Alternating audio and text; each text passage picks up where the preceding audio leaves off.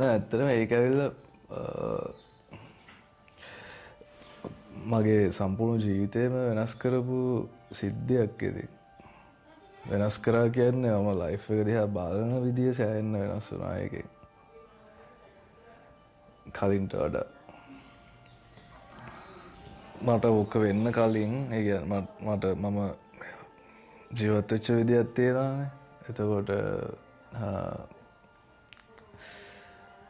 මට එහෙම ලොකු වටිනාකමක් තිබුණෙත් නැහැ ජීවිතය ගැන.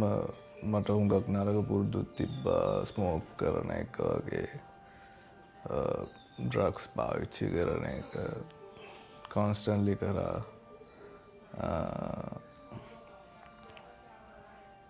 ඒක කියන්නේ ඒ ඩ්‍රග්ස් පාවිච්චි කරපු එක මගේ ජීවිතේ මූලික කෑල්ලක්. ඒක හැමදාම හැමතිස්සෙම කරනවා. ඊට පස්සේ ඒක මට එක මොහොතක නතර කරන්න උවමනා වුණත් හැබැයි ඒ කියන්නේ නතර කරන්න උවමනාවක් ආවත් ඒක නතර කරන්න බැරි මට්ටමකටම ආවා මට හිතුනේ ඒක නැතුව මට ජීවත් වෙන්න බෑ කියලා.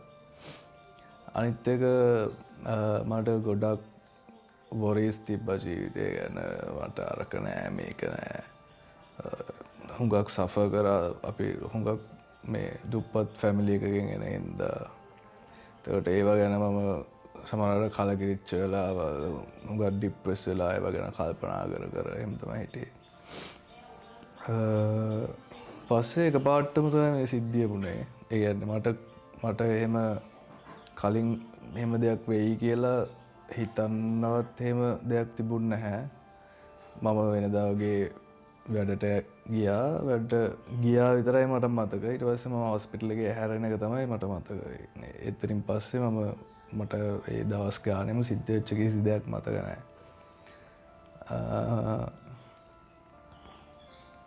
පස්සේ එකපාරට මම හොස්පිටල් එකේ හැරුණාට පස්සේ මම හිතුවා මම ගෑස්ට්‍රයිටිස් හරි මොන හරි හින්දා හොස්පිටල් එන්නද කියලා. දවසේ මගේ යාළුවෙකුත් හිටියා එතන. එයාගෙන් මම ඇහුවා මේ මට ගෑස්ට්‍රයිටිස් වැඩි වුණාද කියලා. එයා කිව්වා නෑ ඔයාට හાર્ට් ඇටැක් එකක් හැදුනා කියලා. ඊට පස්සේ මම පොඩ්ඩක් ෂොක් වුණා ඒකට. මම කල්පනා කරා මොකද්ද වුනේ කියලා. ඊට පස්සේ මම ඩොක්ටර් රිපෝට් එකක් තියෙනවා. ඩොක්ටර්ස්ලාගේ රිපෝට් එක අරන් කියවුවට පස්සේ තමයි මට තේරුනේ කොච්චර මේ නරක හાર્ට් ඇටැක් එකක්ද මට හැදිලා තියෙන්නේ කියලා. කාඩික් ඇරෙස්ට් එකක්. හાર્ට් එක සම්පූර්ණයෙන්ම අතර වෙලා.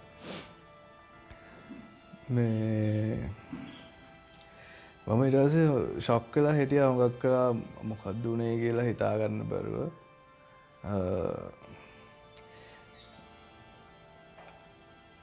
ආපහු ඒක ගැන හිතද්දී මට හිතන එක දෙයක් තමයි මේ ජීවිතේ කොච්චර ඉක්මනට නැති වෙන්න පුළුවන්ද කියන එක. ඒ කියන්නේ ඔයා හිතන්නවත් කලින් ඒක නැති වෙනවාට හිතන්නවත් ටයිම් එකක් හම්බෙන්නේ නැහැ. ඔයා ඉන්නවා එකපාරටම නෑ. ඊට පස්සේ ස්ටේජස් දෙකක් තියෙන්නේ. අතරමැද එකක් නෑ.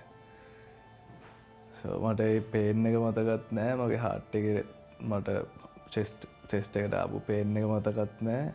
කිසිම දෙයක් මතක නෑ. ලොකු බ්ලැන්ක් ස්පේස් එකක්. ඊට පස්සේ මම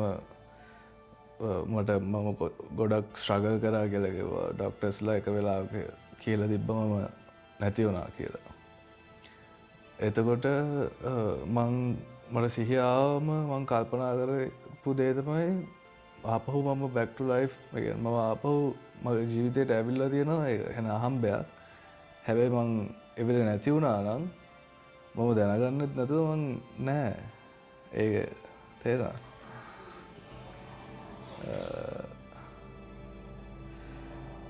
මට තේරෙන්නේ නැහැ ඒක පැහැදිලි කරන්න ඔයාට. නමුත් මට ඒ ෆීලිං එක මට හැඟීම තියෙනවා. ඒ කියන්නේ ඒක අර අපි ලේසියෙන් හිතනවා දේවල්. මරණය මෙහෙමයි මෙහෙමයි කියලා. නමුත් අර එකපාරටම වා ඉන්නවා නැති වෙනවා කියන එක තේරුම් ගන්න හරි අමාරු දෙයක්. ඒ මං හිතන්නේ ඒක අපිට තේරුම් ගන්න බෑ කියලා.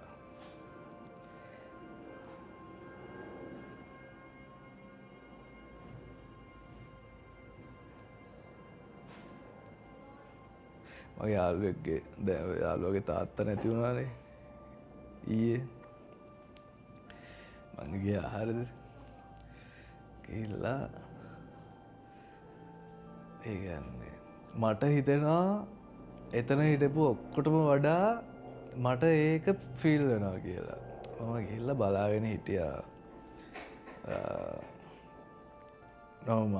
මරණය බලන්න කියන හැතුරට නමුත් පෙට්ටිය අරගෙන එලියට ඇද්දි මං ගියා ගිහිල්ලා කනත්තේ වල කපන්නත් උදේ ගිහිල්ලා උදව් කරා ගිහිල්ලා මං හින්නා ඉතින් මට තේරෙනවා දැන් මනුස්සයා පණ තිබ්බ මනුස්සයෙක් දැන් මෙයා පණ නැහැ එයා ඔබ්ජෙක්ට් එකක් දැන් දෙයක් වෙලා ශරීරයක් වෙලා නිකම්ම අනන්‍යතාවක් නෑ අනන්‍යතාවේ බලංගු නෑ යාගේ තවදුරට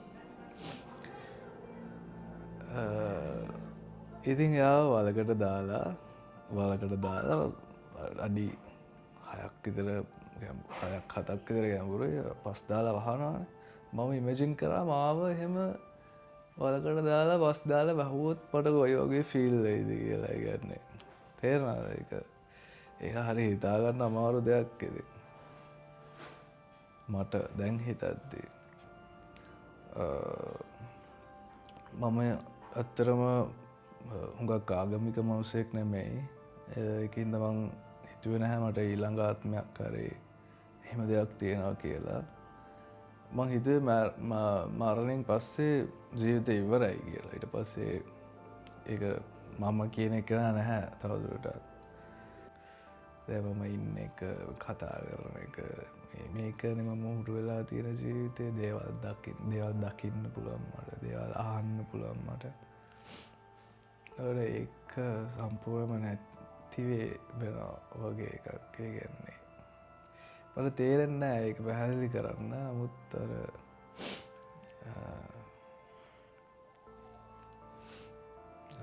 නමුත් මේ එක්ස්පීරියන්ස් එක මේ ජීවිතය කියලා මම විඳින එක්ස්පීරියන්ස් එක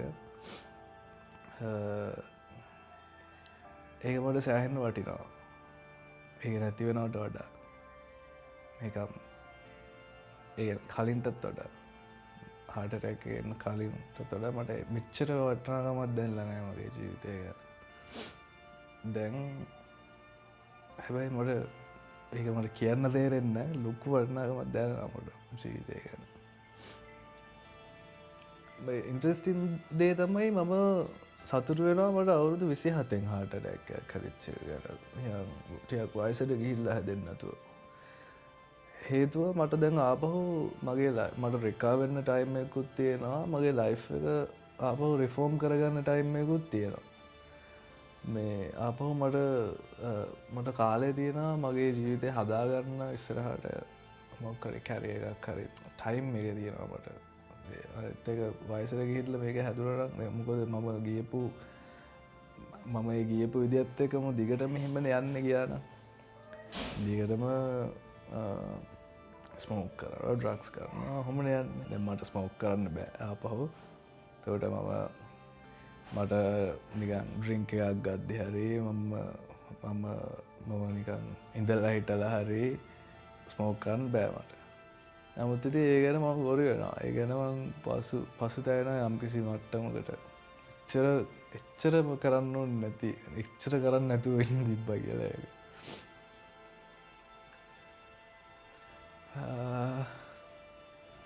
එකක් මම හිතන්නේ මට ක්‍රියේට් කරන්න ඕනේ හැමතිස්සෙම දෙයක් එක්කම පොයම් එකක් ලියලා හරි මොනවා හරි ෆොටෝ එකක් අරන් හරි මම ඒ උම්මනාව තමයි පිට කරන්නේ මොකක් හරි දෙයක් ක්‍රියේට් කරන්න ඕන එක නැත්තම් මට හිතෙනවා කිසිම තේරුමක් නැහැ කියලා ජීවිතේ මේ ඒනට all the time music ගැන මට තිබ්බ උනන්දුව සෑහෙන්න වැඩි වුණා දැන් අවුරුදු කිහිපයක ඉඳලා එකක් මම සයිකඩෙලික් ඩ්‍රග්ස් ගන්න පටන් ගත්තට පස්සේ ඒක ලොකු ඉවෙන්ට් එකක් මගේ ජීවිතේ මට මියුසික් ගැන මියුසික් සෙන්සන විදිය සද්ද කියන එක ඇහෙන විදිය සද්ද දැනෙන විදිය සද්දත් එක්ක මට තියෙන සම්බන්ධය කනෙක්ට් වෙන එක ඒකත් එක්ක ඒක මට මම හුඟක් සතුටු වෙන දෙයක් හුඟක් විඳින දෙයක් සද්දවලට මං ආසයි මට කලින් එහෙම තිබුණ නෑ මියුසික් කියන්නේ ඒක පාට් එකක් විතරයි මියුසික් හදන්න ඕන කියලා එකකුත් තිබ්බා හැබැයි ඒක අර මෙච්චර දරුණුවට ඩිසයින් එකක් තිබ්බේ නෑ ඒකම කරන්න ඕනේ කියලා. නමුත් දැන් හිතෙනවා මට මේ දැන් අර මම ඒකයි ජීවිතේ නාස්ති කරන කතන්දරෙත් කිව්වේ මට දැන් හිතෙනවා මම ටයිම් එක නාස්ති කරන්නේ නැතුව මම ඒක මම කැමති දේ මේ දිගටම කරන්න ඕනේ කියලා මොකද